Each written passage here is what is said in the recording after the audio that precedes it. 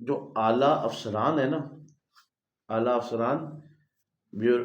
Tourism के नहीं, वैसे ही आला अफसरान आप कह लें कि अगर मुझे कभी मौका मिले कि मैं सेक्रेटरी कॉमर्स से बात करूं, मुझे मौका मिले कि कभी मैं एफ पी सी सी आई के इदारे में जाके किसी से उनके प्रेसिडेंट से बात करूं, अगर मुझे मौका मिले प्राइम मिनिस्टर कोऑर्डिनेटर से बात करूं,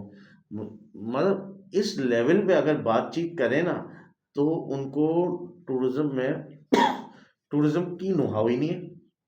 और उनको टूरिज्म का आइडिया ही नहीं है कि टूरिज्म का कंट्रीब्यूशन क्या है मुल्क की इकोनॉमी में, या उनके सूबे की इकोनॉमी में। भाई कुछ चीजें होती हैं। टूरिज्म तो हर शोबे में, हर चाहे एक सियासतदान हो, चाहे कोई ब्यूरोक्रेट हो, हर एक को उससे वास्ता तो है। देखिए वास्ता है, बट कोई बंदा समझने के लिए तैयार नहीं है ना, जो इंडस्ट्री नहीं है ना, एक इंडस्ट्री नहीं है। आप बताएं कि अगर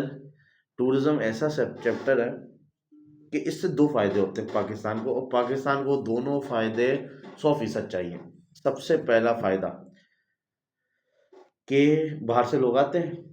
खुश हॉस्पिटैलिटी में हमारे 100 में से 1000 नंबर है, ठीक है ना, खाने पीनों में 100 में से 1000 नंबर है, लोग इतने मेहमान नवाज हैं, लोग इतनी इतनी ख्याल करते हैं, तो वो इतनी पॉजिटिव इमेज लेके जाता है ना, तो एक बंदा 500 लोगों को पहुंचाता है अपनी बात, ठीक है। तो हमारे मुल्क को इस चीज़ की ज़रूरत है, बिल्कुल ठीक, अपनी एक पॉजिटिव इमेज, ये हमारे मुल्क की इसकी ज़रूरत है। इसके साथ साथ एक बंदा आता है बाहर से, तो वो पाकिस्तान की फ़्लाइट लेता है 900 यूरो की,